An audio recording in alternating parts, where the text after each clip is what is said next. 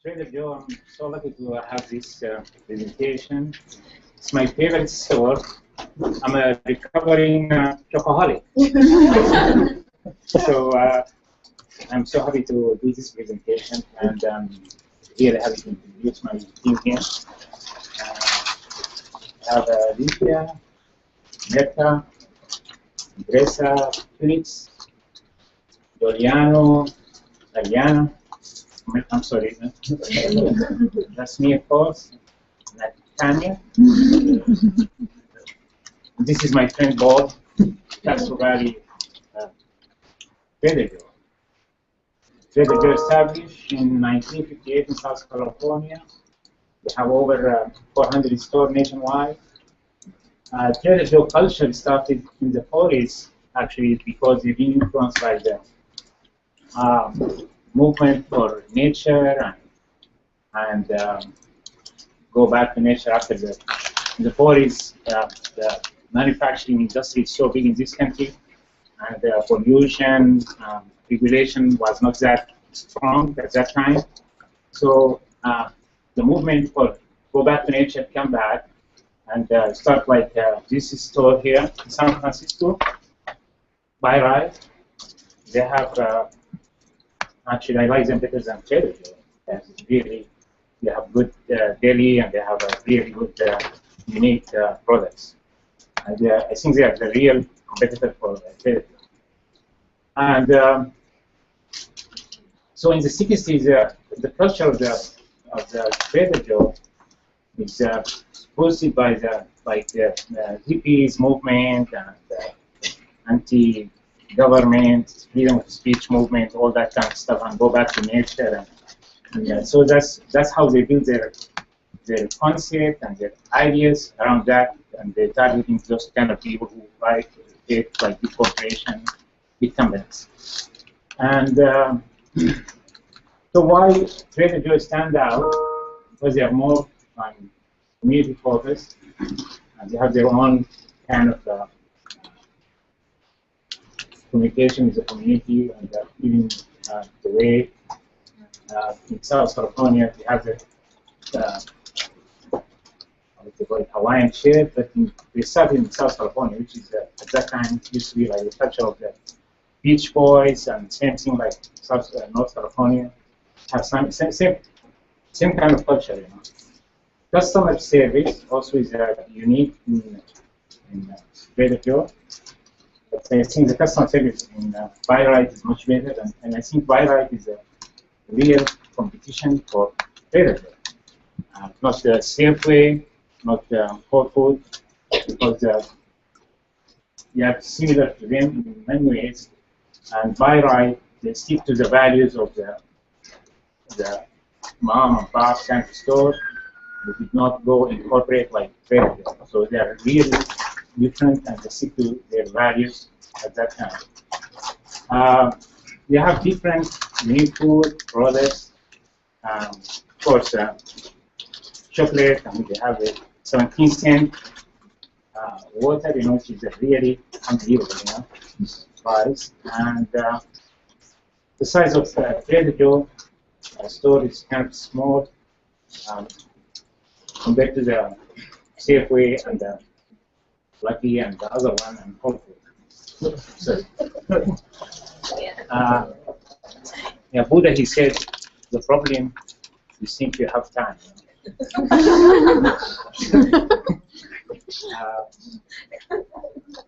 So why Trader Joe?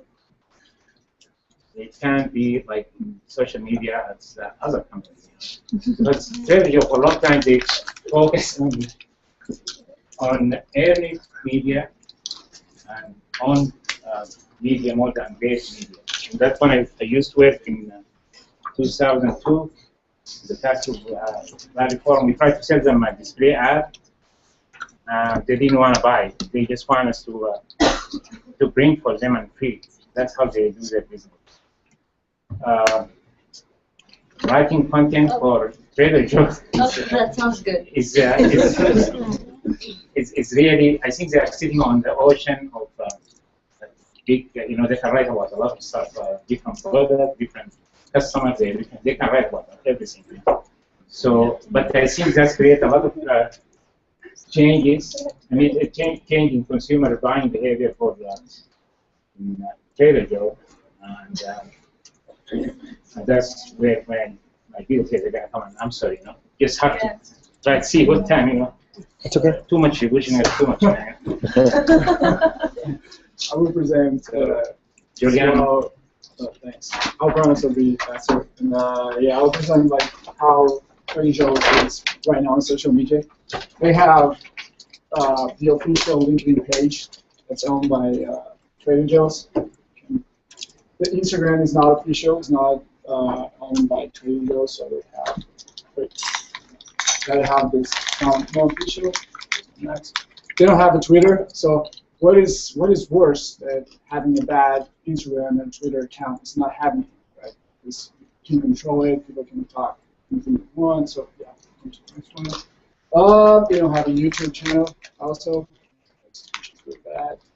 They don't have a Facebook page. Look at that. They have more than 500,000 fans, and it's not official. So mind the opportunity for us to do a page talking about Trader Joe's. Into the next one. So what are the challenges for us to build the social media strategies for Trader Joe's? Well, as you can see, Trader Joe's doesn't have an image on social media, so this is the first challenge. The second one is, well, if you don't have social media page or Facebook, Twitter accounts, you don't have an image. While in stores you have like friendly vibe, photo shirts, people helping you, and you don't see that on the internet. And the third one is business is at a crossroads right now. While they want to grow up, they want to be a big brand. They don't want to be perceived as for example, Starbucks. They were a big local shop, and now they're big, so big, people hate them. Trader Joe's want to be big, that they want to be perceived as they want to be perceived as a grocery store for neighborhood. They don't want to lose that. And the next one. So I'll talk about why they need to be active on social media. I'd say the most important is to generate earned media, paid media, owned media, because fan content isn't free. It's better for you to handle crisis when you have, like, I don't know, food poisoning or something related to that. It's easy for you to address your customers. Customer questions, when you have an active profile, you can address, anticipate customer questions, and also the customer insights and preferences by surveys, polls, and online things like that. So we have here the strategic objective. For example, having a customer service, so you can focus on the customer service at the store level. And what else? Customer loyalty and brand recognition. You can engage your customers and do campaigns, engaging them to be more loyal to your brand. And you can have market insights through surveys, polls, and all those kinds of things.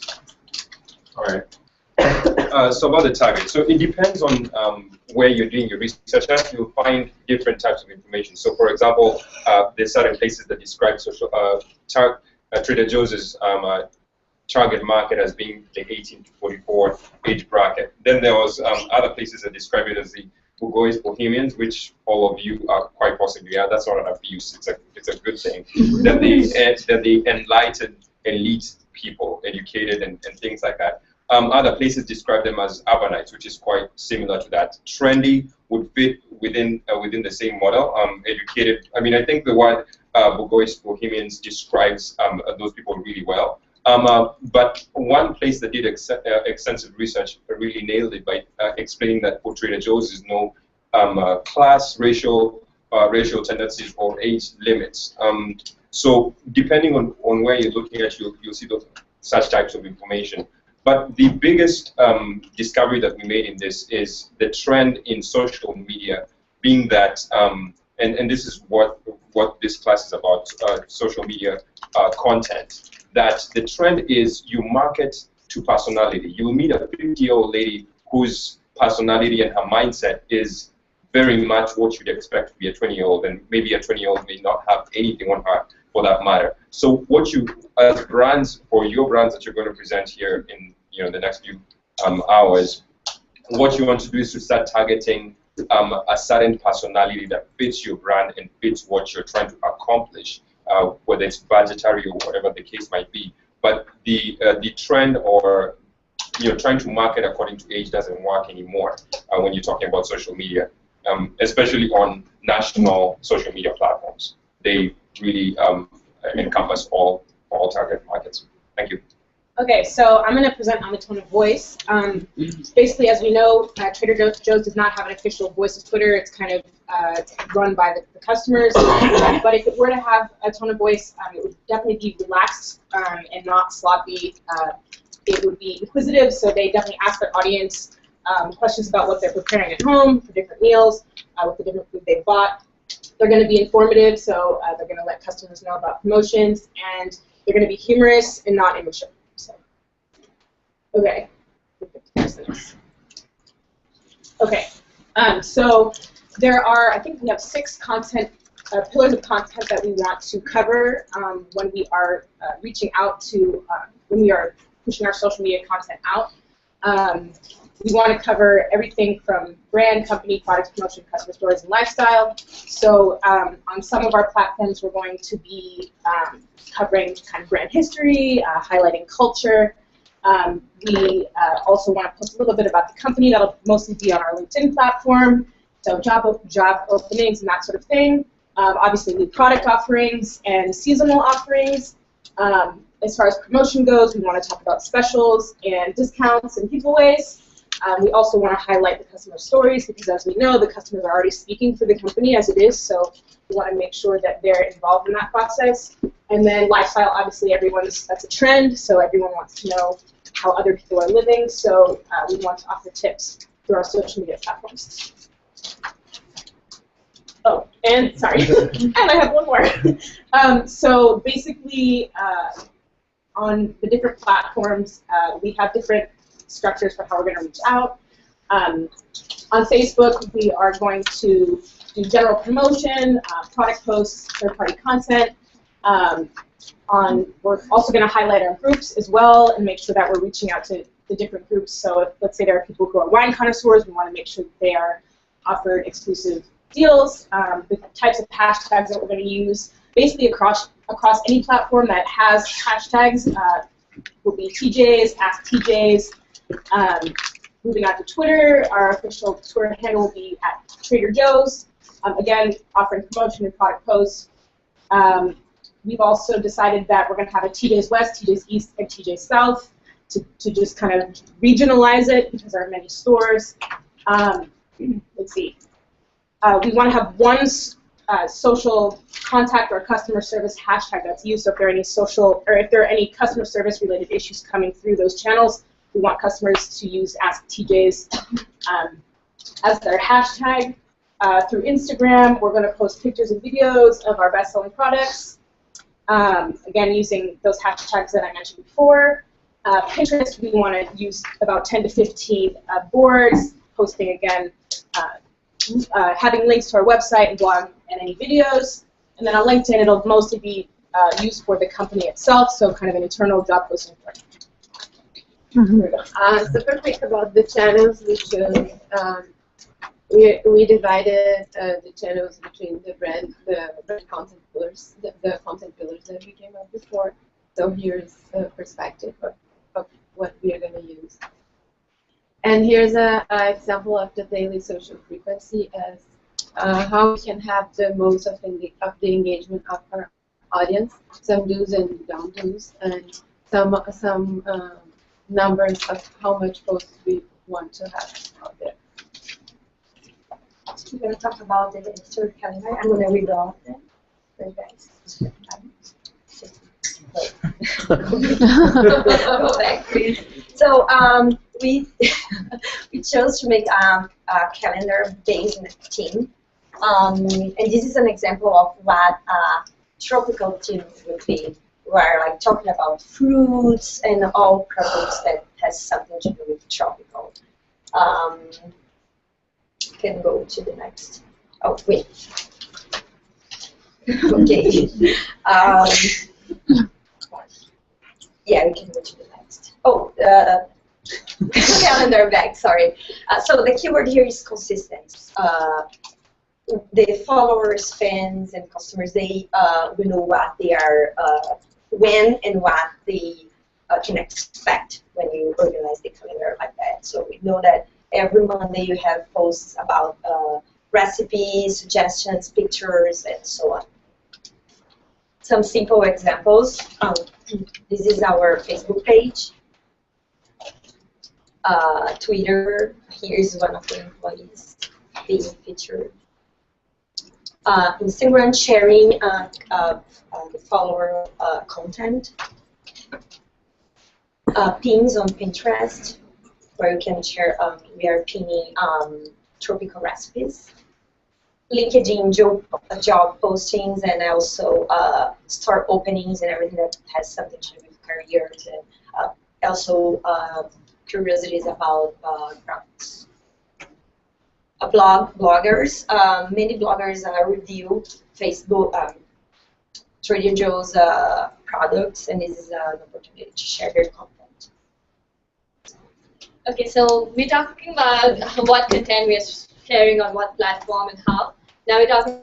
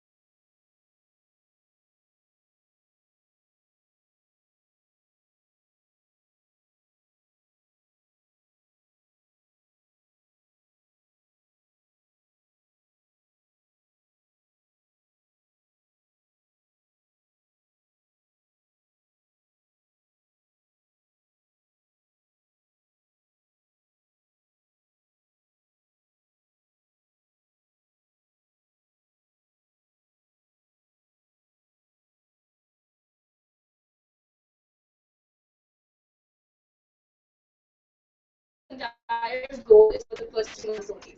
So when we're driving promotions, we will and we estimate that there would be around 166K downloads of our discount code, and this would be monitored using tools like Bitly, Google Analytics, and Hootsuite.